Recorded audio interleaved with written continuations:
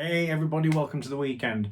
Real quick one this time, and please do subscribe to get regular updates from us as things improve or get worse over time. At least we'll be able to let you know what's happening. Okay, this one is real quickie. It's about UK citizens living in the EU, still in an EU country, state, and about how you can work. The reality is you can still work in the country you're living in, whether that be Slovakia, Czech Republic, Germany, Italy, Spain, Portugal, Poland, Austria, etc. And you can work in the UK because you're still a British citizen. But you can only work in any of the other EU 27 if you have citizenship of the country in which you're now living. So it's slightly confusing, I know, but also about your ability to live and work in the Schengen area. The reality is, as has always been the case, if you're an EU citizen and you decide to spend more than 90 days in any other EU country, you have to register with the authorities in that country.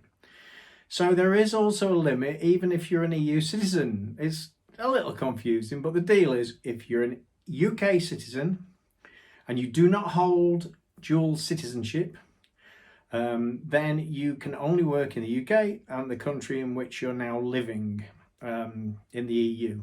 If you're an Irish passport holder, you can continue to work in the EU and of course throughout Ireland and the UK. And if you're a UK citizen and you want to work in Ireland, because of the Common Travel Agreement, which was part of the Belfast Agreement, otherwise known as the Good Friday Agreement, then you can continue to work again, UK, Ireland, no problem at all. I hope that's more or less cleared that up. I've been asked it quite a few times recently on various social media channels, and a couple of people emailed me. The other thing that has come up over the last week or so is that we're getting a lot of information in about so-called cabotage, and there's a lot of confusion about that as well. I'm not going to cover that here, but just to say that as we expand the information service, we will likely try and cover things like haulage as well, which affects the industry. Last thing I'll say to you, if you get a chance to have a look across social media for an overview of what this means for musicians in particular, and this is an apolitical site, remember, UK Europe Arts Work Info, and the YouTube channel and the website. So this is not from a political standpoint.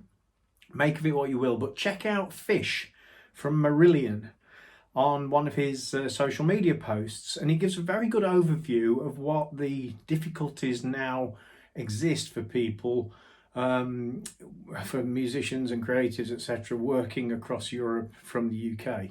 He does get a couple of things slightly wrong, in that, of course, there are varying work permit regulations and visas across the whole of the EU 27 for third country nationals. It's not all the same. He says that in his posting, but everything else in it, or mostly everything else in it, and I'm saying this in a non-political way, is really good. So that's Fish, Facebook.